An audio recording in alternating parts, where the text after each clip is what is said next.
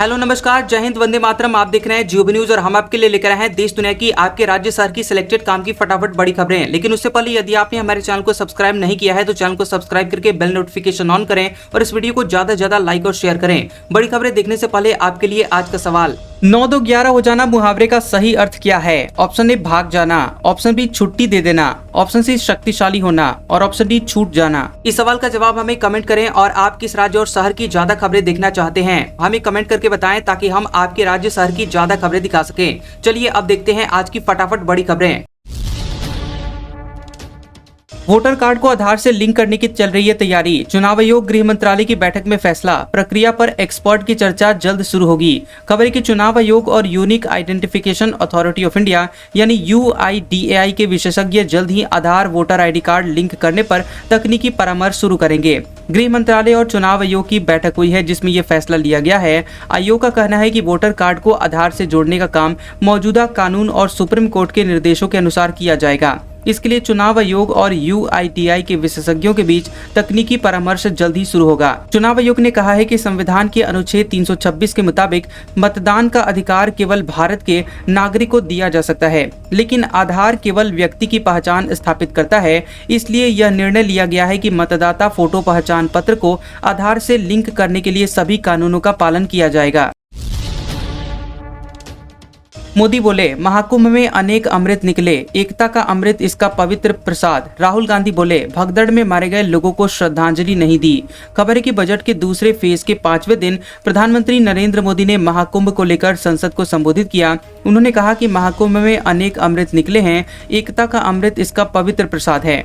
PM ने कहा कि महाकुंभ पर सवाल उठाने वालों को जवाब मिला है। देश के कोने कोने में आध्यात्मिक चेतना उभरी है। महाकुंभ में राष्ट्रीय चेतना के दर्शन हुए और महाकुंभ के उत्साह उमंग को महसूस किया गया। देश की सामूहिक चेतना का नतीजा महाकुंभ के दौरान देखने को मिला। युवा पीढ़ी भी पूरे भाव से महाकुंभ से जुड़ी। पीएम मोदी ने मॉरिशस यात्रा का जिक्र करते हुए कहा कि वहां के गंगा तालाब में त्रिवेणी का पवित्र जल डाला।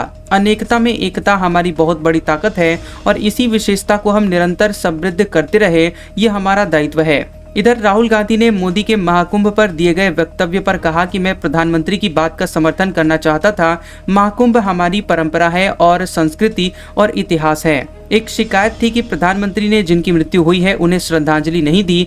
जो युवा कुंभ में गए उन्हें प्रधानमंत्री मोदी से रोजगार चाहिए और प्रधानमंत्री को उस पर भी बोलना चाहिए था। लैंड फॉर जॉब केस में राबड़ी तेज प्रताप से 4 घंटे पूछताछ। अफसरों ने पूछा, तेजस्वी ने दिल्ली वाला बंगला कैसे खरीदा? मीसा बोली, कल लालू जी को बुलाया। बता दें कि लैंड फॉर जॉब केस में बिहार के पूर्व मुख्यमंत्री राबड़ी देवी और लालू के बड़े बेटे तेज प्रताप यादव से पटना के ED ऑफिस में पूछताछ हुई। राबड़ी देवी तकरीबन 4 घंटे बाद 2:45 बजे ED ऑफिस से बाहर निकली। तेज प्रताप यादव से करीब 4.5 घंटे पूछताछ चली। बता दें कि मंगलवार सुबह करीब 10:50 पर राबड़ी देवी अपनी बड़ी बेटी मीसा भारती के साथ पटना के ED दफ्तर पहुंची थी। दोनों एक ही गाड़ी में थी। दोपहर करीब 12 बजे तेज प्रताप यादव भी ED ऑफिस पहुंचे। तेज प्रताप यादव को पहली बार जमीन के बदले नौकरी मामले में पूछताछ के लिए बुलाया गया था। बता दें कि राबड़ी और तेज प्रताप दोनों से अलग अलग कमरों में बैठाकर पूछताछ की गई। बता दें कि लोकसभा सांसद मीसा भारती ने इस पर कहा कि ED अपना काम कर रही थी, हम और कार्यकर्ता अपना। ये पॉलिटिकल हो सकता है, चुनाव आता है तो ये लोग ऐसा करवाते हैं। कल लालू जी की पेशी है। रिपोर्ट के मुताबिक देश के 45% विधायकों पर क्रिमिनल केस, 1205 पर गंभीर आरोप। सबसे ज्यादा आंध्र प्रदेश के 79% MLA दागी, सबसे कम सिक्किम के। चुनाव सुधार पर काम करने वाले NGO association of democratic reforms यानी ADR की रिपोर्ट में सामने आया है कि देश के 45% विधायकों पर आपराधिक मामले दर्ज हैं। ADR ने देश के 28 राज्यों और विधानसभा वाले 3 केंद्र शासित प्रदेशों के कुल 4123 विधायकों में से 4092 के चुनाव हलफनामे का एनालिसिस किया था। आंध्र प्रदेश के सबसे ज्यादा 179 में से 138 यानी 79% विधायकों ने, जबकि सिक्किम में सबसे कम 32 में से सिर्फ 1 विधायक 3% ने अपने खिलाफ आपराधिक मामले घोषित किए हैं। तेलुगु देशम पार्टी यानी TDP के सबसे ज्यादा 134 विधायकों में से 115 यानी 86% पर आपराधिक मामले दर्ज हैं। रिपोर्ट से पता चला कि 1861 विधायकों ने अपने खिलाफ आपराधिक मामले दर्ज होने की घोषणा की है और इसमें 1205 पर हत्या की कोशिश, किडनैपिंग और महिलाओं के खिलाफ अपराध जैसे गंभीर आरोप हैं। 24 विधायकों के हलफनामे का एनालिसिस खराब स्कैनिंग की वजह से नहीं किया जा सका, जबकि विधानसभाओं में 7 सीटें खाली हैं। चांदी पहली बार 1 लाख रुपए के पार पहुंचा। 633 रुपए बढ़कर 1,04,100 रुपए प्रति किलो हुई। 10 ग्राम सोना 88,354 रुपए ऑल टाइम हाई पर। बता दें कि सोने चांदी की कीमत में 18 मार्च को ऑल टाइम हाई पर पहुंच गई है और India Boolean and jewellers association IBJA के मुताबिक 10 ग्राम 24 कैरेट सोने का दाम 253 रुपए बढ़कर 88,354 रुपए हो गया है। इससे पहले गोल्ड 88,101 रुपए पर था। वहीं 1 किलो चांदी 633 रुपए महंगी होकर 1,04,000 रुपए प्रति किलो पर पहुंच गई है और इससे पहले चांदी का भाव 99,767 रुपए किलो था। केडिया एडवाइजरी के डायरेक्टर अजय केडिया के मुताबिक इस साल सोना 92,000 रुपए तक जा सकता है। 5 मिनट में 400 किलोमीटर चलने के लिए चार्ज होगी कार। BYD ने सबसे तेज चार्जिंग वाला प्लेटफॉर्म बनाया। ये टेस्ला के सुपर चार्जर से 2 गुना fast. Chinese electric vehicle company BYD ने एक ऐसा चार्जिंग सिस्टम बनाया है जो कि कार को 5 मिनट में 400 किलोमीटर तक चलने के लिए चार्ज कर सकता है। यानी कि जितना समय पेट्रोल भराने में लगता है उतने ही समय में आपकी कार लगभग फुल चार्ज हो जाएगी। कंपनी ने इसे सुपर ई प्लेटफॉर्म नाम दिया है। कंपनी के फाउंडर वांग चुआनफू ने कंपनी के शेंजेन मुख्यालय से लाइव स्ट्रीम किए गए एक इवेंट में कहा कि सुपर ई प्लेटफॉर्म 1000 किलोवाट की पीक चार्जिंग स्पीड में सक्षम होगा और 1000 किलोवाट की चार्जिंग स्पीड टेस्ला के सुपर चार्जर से दोगुनी है। सुपर चार्जर में 500 किलोवाट तक की चार्जिंग स्पीड मिलती है। LIC की जल्द हेल्थ इंश्योरेंस बिजनेस में होगी एंट्री। 31 मार्च तक stand alone health insurance company में हिस्सेदारी खरीदने का ऐलान करेगी। खबर है कि सरकारी company life insurance corporation of India यानी LIC जल्द ही एक हेल्थ इंश्योरेंस कंपनी में हिस्सेदारी खरीद सकती है। LIC के मैनेजिंग डायरेक्टर और chief executive officer Siddharth Mohanty ने कहा है कि इंश्योरेंस कंपनी चालू वित्त वर्ष 25 के आखिरी तक यानी कि 31 मार्च तक एक stand alone health insurance company में हिस्सेदारी के अधिग्रहण की घोषणा कर सकती है। हालांकि सिद्धार्थ मोहंती ने उस कंपनी का नाम नहीं बताया है जिसमें LIC महत्वपूर्ण हिस्सेदारी हासिल करना चाहती है। मोहंती ने मुंबई में ग्लोबल कॉन्फ्रेंस ऑफ एक्चुअरीज के मौके पर कहा कि हमारे पास योजनाएं हैं और कंपनी के साथ चर्चाएं फाइनल स्टेज में हैं। LIC के लिए हेल्थ इंश्योरेंस में प्रवेश करना एक नेचुरल चॉइस है। रेगुलेटरी अप्रूवल्स में समय लगता है, इसलिए मुझे उम्मीद है कि इस वित्तीय वर्ष के भीतर 31 मार्च से पहले फैसला लिया जाएगा। स्टारलिंक पर सिंधिया बोले, लाइसेंस तभी जब गाइडलाइंस पूरी होंगी। हमारा बाजार खुला लेकिन नियम मानने होंगे। सरकार ने कॉल इंटरसेप्शन की शर्त रखी थी। इलॉन मस्क की कंपनी स्टारलिंक को भारत में ऑपरेशन शुरू करने के लिए सरकार से लाइसेंस तभी मिलेगा जब वह सभी जरूरी गाइडलाइंस को पूरा करेगी। ये बात केंद्रीय दूरसंचार मंत्री ज्योतिरादित्य सिंधिया ने कही है। सिंधिया ने मनी कंट्रोल को बताया कि हमारा फोकस कंज्यूमर के हिसाब से नीति बनाना है। अगर किसी भी कंपनी को भारत में सैटेलाइट इंटरनेट सर्विस देना है तो उसे सभी शर्तें पूरी करनी होगी। लाइसेंस लेना होगा, स्पेक्ट्रम प्राप्त करना होगा और इसके बाद ऑपरेशन शुरू करना होगा। सिंधिया ने स्टारलिंक की 4 साल से पेंडिंग लाइसेंस एप्लीकेशन के सवाल पर कहा कि ये पूरी तरह से कंपनी और आवेदन प्रक्रिया के बीच का मामला है। जैसे ही कंपनी सभी नियमों का पालन करेगी उसे लाइसेंस मिल जाएगा। किसानों केंद्र सरकार की मीटिंग आज सुबह 11 बजे चंडीगढ़ में बुलाए गए नेता। पहले 6 बैठक शाम के समय हुई थी। आंदोलनरत किसानों और केंद्र सरकार के बीच 7वीं मीटिंग का एजेंडा आ गया है। ये मीटिंग 19 मार्च को सुबह 11 बजे चंडीगढ़ में बुलाई गई है। फसलों की MSP की लीगल गारंटी समेत 13 मुद्दों को लेकर किसानों की केंद्र सरकार से बातचीत चल रही है। जानकारी के मुताबिक केंद्र सरकार की तरफ से किसानों को मीटिंग का अधिकृत पत्र भेजा गया है। वहीं किसानों और केंद्र के बीच ये 7वीं मीटिंग है और इससे पहले हुई 6 मीटिंग में शाम के समय चंडीगढ़ में हुई थी। किसानों का संघर्ष 1 साल से चल रहा है और किसानों का साफ कहना है कि जब तक उनकी सुनवाई नहीं होती है तब तक वह संघर्ष खत्म नहीं करेंगे। राम मंदिर में राम दरबार का सिंहासन बनकर तैयार। मकराना के सफेद पत्थर से बना गर्भगृह 14 मंदिरों में स्थापना 30 अप्रैल को। अयोध्या में राम नवमी से पहले ट्रस्ट ने भव्य राम मंदिर की 8 नई तस्वीरें जारी की है। इसमें फर्स्ट फ्लोर पर राम दरबार की स्थापना के लिए सफेद संगमरमर का सिंहासन बनकर तैयार हो गया है। ग्राउंड फ्लोर की ही तरह फर्स्ट फ्लोर पर सिंहासन बनाया गया है। गर्भगृह में भव्य नक्काशी की गई है और सामने मंडपम बनाया गया है और इसके खंभों में भी नक्काशी की गई है जो कि जयपुर के पिंक सैंड स्टोन से बनाया गया है। राम जन्मभूमि परिसर में राम मंदिर के अलावा 14 और मंदिर बन रहे हैं। इनमें मूर्तियों की स्थापना के लिए अभी शुभ तिथि 30 अप्रैल, अक्षय तृतीया और प्राण प्रतिष्ठा 5 जून, गंगा दशहरा को तय हुई है। हालांकि ट्रस्ट की मुहर लगना अभी बाकी है। राजस्थान में इंटरनेशनल बॉर्डर पर तनातनी, पाकिस्तान ने जीरो लाइन पर बंकर बनाए, जवाब में भारत ने भी सीमा के पास निर्माण करवाया। बता दें कि राजस्थान के बाड़मेर से सटे हुए इंटरनेशनल भारत पाकिस्तान बॉर्डर पर तनातनी की स्थिति है। बॉर्डर से संबंधित अंतर्राष्ट्रीय कानूनों की अनदेखी करते हुए भारत पाकिस्तान सीमा पर बंकरों का निर्माण करा लिया है और भारत ने इस पर आपत्ति जताई है, तो बंकरों को टॉयलेट बताते हुए उसने अपना बचाव किया है। बता दें कि भारत ने भी बॉर्डर पर 3 बंकर बना लिए हैं। सीमा सुरक्षा बल यानी बीएसएफ के अधिकारियों ने साफ किया है कि जब तक पाकिस्तान अपने बंकर को ध्वस्त नहीं कर देता है, तब तक भारत के भी बंकर बने रहेंगे।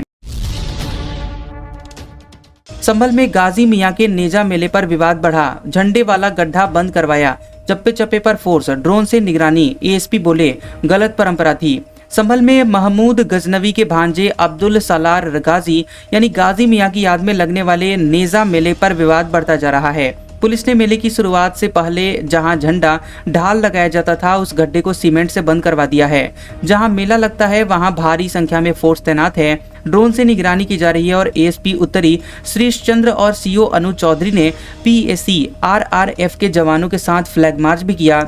एएसपी ने कहा कि ये एक गलत परंपरा थी, गलत परंपराओं को जारी रखना ठीक नहीं है। अब्दुल सलार मसूद गाजी महमूद गजनवी का सगा भांजा था और लूटपाट के इरादे से भारत में आया था, उसकी याद में झंडा लगाना गाड़ना उचित नहीं है। वहीं समाजवादी पार्टी के विधायक इकबाल महमूद ने इस फैसले पर कड़ी प्रतिक्रिया दी है और कहा है कि सरकार योगी जी की है। अगर वहां से आदेश आ जाए कि मेला नहीं लगेगा तो अधिकारी उसका पालन करेंगे, लेकिन ये परंपरा सैकड़ों साल पुरानी है, इसे कोई खत्म नहीं कर सकता। मणिपुर के चुरा चांदपुर में कर्फ्यू, हमार जनजाति के नेता पर हमले के चलते हिंसा, पुलिस ने हवाई फायरिंग कर उपद्रवियों को खदेड़ा। मणिपुर के चुरा चांदपुर जिले में रविवार देर शाम हमार जनजाति के नेता रिचर्ड हमार पर अज्ञात लोगों ने हमला कर दिया था।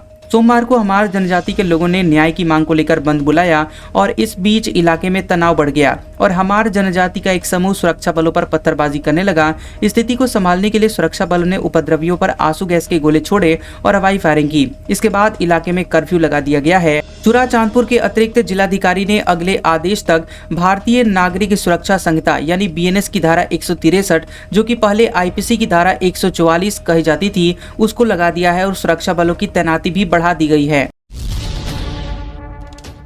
प्रोफेसर ने नौकरी दिलाने का वादा कर यौन शोषण किया, हाथरस में एक कमरे में छात्राओं के 65 अश्लील वीडियो शूट किए। बता दें कि हाथरस के बागला डिग्री कॉलेज में तैनात भूगोल के प्रोफेसर रजनीश कुमार छात्राओं से अश्लील हरकतें करता था और वह अच्छे नंबर दिलवाने और नौकरी लगवाने का झांसा देता था। इतना नहीं, प्रोफेसर चोरी छिपे छात्राओं के अश्लील वीडियो भी बना रहा था। उसके ऐसे करीब 65 फोटो वीडियो सामने आए हैं। पुलिस ने प्रोफेसर के खिलाफ एफआईआर दर्ज कर ली है। फिलहाल वो फरार है और पुलिस की 3 टीमें उसकी तलाश में जुटी हुई है।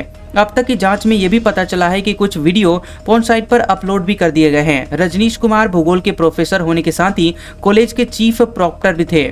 कॉलेज में अपनी कुर्सी के पीछे बनी अलमारी में मोबाइल फिट करके ये वीडियो शूट करता था। हालांकि अभी तक पुलिस वह मोबाइल रिकवर नहीं कर पाई है। सुनीता विलियम्स 9 महीने बाद अंतरिक्ष से रवाना, 10:35 पर स्पेस स्टेशन से अलग हुआ यान, सुबह 3:27 पर समुद्र में लैंडिंग। खबरें कि अंतरिक्ष में फंसे हुए एस्ट्रोनॉट सुनीता विलियम्स और बूच विल्मोर 9 महीने 13 दिन बाद पृथ्वी पर लौट रहे हैं। उनके साथ इंटरनेशनल स्पेस स्टेशन में मौजूद क्रू 9 के 2 सदस्य भी 18 मार्च को स्पेस स्टेशन से रवाना हुए। चारों एस्ट्रोनॉट के ड्रैगन स्पेसक्राफ्ट में सवार होने के बाद सुबह 8:35 पर इस स्पेसक्राफ्ट का हैच यानी दरवाजा बंद हुआ और 10:35 पर स्पेसक्राफ्ट इंटरनेशनल स्पेस स्टेशन से अलग हुआ। 19 मार्च को सुबह लगभग 3:27 पर फ्लोरिडा के तट पर लैंडिंग होगा। बता दें कि पीएम मोदी ने भी सुनीता विलियम्स को लेटर लिखा है, जिसपे उन्होंने सुनीता की धरती पर सुरक्षित वापसी की कामना की है। इसके साथ ही उन्हें भारत आने का निमंत्रण भी दिया है। नागपुर में हिंसा के बाद 11 इलाकों में कर्फ्यू, 50 अरेस्ट, 33 पुलिसकर्मी घायल, इनमें 3 डीसीपी। संभाजी नगर में औरंगजेब की कब्र के पास बैरिकेडिंग। खबर है कि नागपुर में औरंगजेब का पुतला जलाने पर हुई हिंसा के बाद मंगलवार को 11 इलाकों में कर्फ्यू लगा दिया गया। बता दें कि सोमवार शाम को हिंसा में 33 पुलिसकर्मी घायल हुए हैं। इनमें 3 डीसीपी हैं और 5 आम लोग भी घायल हैं। इनमें से एक आईसीयू में भर्ती है। दंगाइयों ने 12 बाइक, कई कारें, एक जेसीबी जला दी है और पुलिस ने दंगे के आरोप में 50 लोगों को अरेस्ट भी किया है। वहीं संभाजी नगर में औरंगजेब की कब्र की सुरक्षा भी बढ़ा दी गई है और कब्र की ओर जाने वाले रास्तों पर बैरिकेडिंग कर दी गई है और हर आने जाने वालों की जांच की जा रही है। अमेरिकी अरबपति के बेंगलुरु स्थित एनजीओ पर ईडी की रेड, पेमा उल्लंघन का आरोप। जॉर्ज सोरोस पीएम मोदी को अलोकतांत्रिक कह चुके हैं। प्रधानमंत्री नरेंद्र मोदी को अलोकतांत्रिक कहने वाले अमेरिकी अरबपति जॉर्ज सोरोस से जुड़े हुए एनजीओ पर रेड हुई है। बेंगलुरु स्थित George Soros foundation, open Soros foundation और एमनेस्टी इंटरनेशनल के दफ्तरों पर ईडी ने छापा मारा है। बता दें कि एजेंसी ने एमनेस्टी और ह्यूमन राइट्स वॉच के पूर्व वर्तमान कर्मचारियों के घरों की तलाशी भी ली है। रिपोर्ट्स के मुताबिक ईडी की कार्रवाई विदेशी मुद्रा प्रबंध अधिनियम फेमा के उल्लंघन को लेकर हुई है। छापे को लेकर ओएसएफ की तरफ से फिलहाल आधिकारिक जानकारी नहीं दी गई है। एमनेस्टी इंटरनेशनल ने दिसंबर 2020 में ही भारत में अपनी एक्टिविटीज को बंद कर दिया था। संस्था के बैंक खाते अवैध विदेशी फंडिंग के आरोप के चलते फ्रीज भी किए गए थे। पीएम मोदी का सुनीता विलियम्स को लेटर, अंतरिक्ष से वापसी से पहले लिखा, हम जल्द आपको भारत में देखना चाहते हैं। प्रधानमंत्री नरेंद्र मोदी ने नासा की एस्ट्रोनॉट सुनीता विलियम्स को पत्र लिखकर भारत आने का निमंत्रण दिया है। 1 मार्च को लिखे गए इस लेटर को नासा के पूर्व अंतरिक्ष यात्री माइक मैसीमिनो ने भेजा था। इसे केंद्रीय मंत्री जितेंद्र सिंह ने एक्स पर शेयर किया है। लेटर में पीएम मोदी ने लिखा है कि आपके लौटने के बाद हम आपको भारत में देखने के लिए उत्सुक हैं। भारत के लिए अपनी सबसे शानदार बेटियों में से एक की मेजबानी करना खुशी की बात होगी। सुनीता विलियम्स 5 जून 2024 को इंटरनेशनल स्पेस स्टेशन ISS पहुंची थी और वे 9 महीने तक अंतरिक्ष में रहने के बाद 19 मार्च को धरती पर वापस आने वाली हैं। ट्रंप बोले, बाइडेन के दिए गए क्षमादान अमान्य। बाइडेन के बेटे की फाइल फिर से खुल सकती है। टैक्स चोरी का है आरोप। खबर है कि अमेरिकी राष्ट्रपति डोनाल्ड ट्रंप ने कहा है कि पूर्व राष्ट्रपति जो बाइडेन ने अपने कार्यकाल के आखिरी दिनों में जितने भी लोगों के अपराधों को माफ किया है वो सभी अमान्य हैं। इनमें उनका बेटा हंटर बाइडेन भी शामिल है। बता दें कि ट्रंप ने कहा है कि ऐसे सभी लोग जिन्हें बाइडेन ने पद छोड़ने से पहले गलत तरीके से माफ किया था अब जांच का सामना करेंगे। ट्रंप ने आगे कहा कि नींद में सोए हुए बाइडेन ने राजनीतिक ठगों और कई अन्य लोगों को माफी दी है। उन्हें तो पता भी नहीं था कि वो क्या कर रहे हैं, क्योंकि वे दस्तखत उन्होंने नहीं किए थे। उनके दस्तखत ऑटो पेन से किए गए थे। बता दें कि ऑटो पेन एक ऐसी मशीन होती है जो कि इंसान के साइन की हूबहू नकल करती है। इससे खास तौर पर आधिकारिक दस्तावेजों पर हस्ताक्षर करने के लिए डिजाइन किया गया है। अमेरिकी राष्ट्रपति दशकों से ऑटो पेन का इस्तेमाल करते आ रहे हैं। रायसीना डायलॉग का दूसरा दिन, जयशंकर बोले, सेकेंड वर्ल्ड वॉर के बाद सबसे लंबा अवैध कब्जा कश्मीर पर। पश्चिमी देशों के दोहरे रवैये पर सवाल उठाए। नई दिल्ली में चल रहे रायसीना डायलॉग 2025 के दूसरे दिन विदेश मंत्री डॉक्टर एस जयशंकर ने वैश्विक व्यवस्था में निष्पक्षता की जरूरत पर जोर दिया और पश्चिमी देशों के दोहरे मानकों पर सवाल उठाए। Thrones and thorns, defending the integrity of nation सत्र में बोलते हुए जयशंकर ने संप्रभुता और क्षेत्रीय अखंडता को वैश्विक नियमों के नींव बताया। उन्होंने कश्मीर मुद्दे का जिक्र करते हुए इसे द्वितीय विश्व युद्ध के बाद से अब तक का सबसे लंबा अवैध कब्जा करार दिया। जयशंकर ने कहा कि हम संयुक्त राष्ट्र गए, एक आक्रमण को विवाद बना दिया गया, हमलावर और पीड़ित को एक ही श्रेणी में रख दिया गया। इसके लिए जिम्मेदार पक्ष कौन थे? Britain, Canada, Belgium, Australia, America. इसलिए मुझे इस पूरे विषय पर कुछ सवाल है। पाकिस्तान के फर्जी कॉल सेंटर में लूट, कंप्यूटर लैपटॉप लेकर भागे लोग। सेंटर में धोखाधड़ी का कारोबार चलता था, इसमें विदेशी नागरिक भी शामिल। पाकिस्तान की राजधानी इस्लामाबाद में चल रहे एक फर्जी कॉल सेंटर में लोगों ने घुसकर कंप्यूटर और लैपटॉप लूट लिए। घटना 15 मार्च की बताई जा रही है और पाकिस्तान की जांच एजेंसी FIA ने फर्जी कॉल सेंटर पर रेड मारी थी। रेड के बाद कॉल सेंटर में स्थानीय लोग घुस गए और कीमती सामान लूट लिया। घटना का वीडियो सोशल मीडिया पर वायरल है। वीडियो में कई लोग कॉल सेंटर से कंप्यूटर और लैपटॉप लेकर भागते हुए दिखाई दे रहे हैं। हालांकि वीडियो की पुष्टि नहीं हो पाई है। कॉल सेंटर धोखाधड़ी का कारोबार चलाने का आरोप था और जिसे लेकर पिछले कुछ समय से इसकी जांच चल रही थी। मारुति के बाद टाटा की कमर्शियल गाड़ियां भी होंगी महंगी। कंपनियों ने 2% तक कीमत बढ़ाने का ऐलान किया।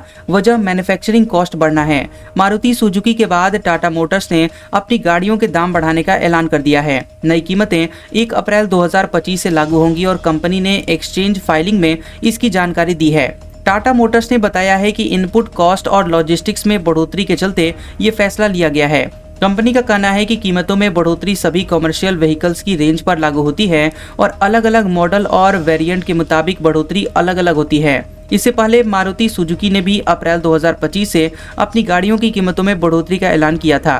कंपनी ने अप्रैल 2025 से अपनी कारों की कीमतों में 4% तक की बढ़ोतरी की घोषणा की है और ये बढ़ोतरी कंपनी के सभी मॉडल्स पर अलग अलग होगी। मारुति ने रॉ मटेरियल और ऑपरेशनल कॉस्ट के बढ़ने के कारण ये फैसला लिया है। आज का सुविचार, कभी हारकर रुक जाने का मन हो तो बस 2 मिनट उन्हें याद कर लेना जिन्होंने कहा था रहने दे तुझसे ना हो पाएगा। कैसा लगा ये वीडियो हमें कमेंट सेक्शन में जरूर बताएं। वीडियो पसंद आया हो तो वीडियो को लाइक और शेयर करें और ऐसी इंटरेस्टिंग वीडियोस देखने के लिए हमारे चैनल जियोबी न्यूज को सब्सक्राइब करें और बेल आइकॉन को दबाएं। और हमारे ओल्ड और लेटेस्ट वीडियोस देखने के लिए हमारे प्लेलिस्ट और कम्युनिटी टैब को जरूर चेक करें। तो मिलते हैं अगले वीडियो में, तब तक के लिए आपका शुक्रिया।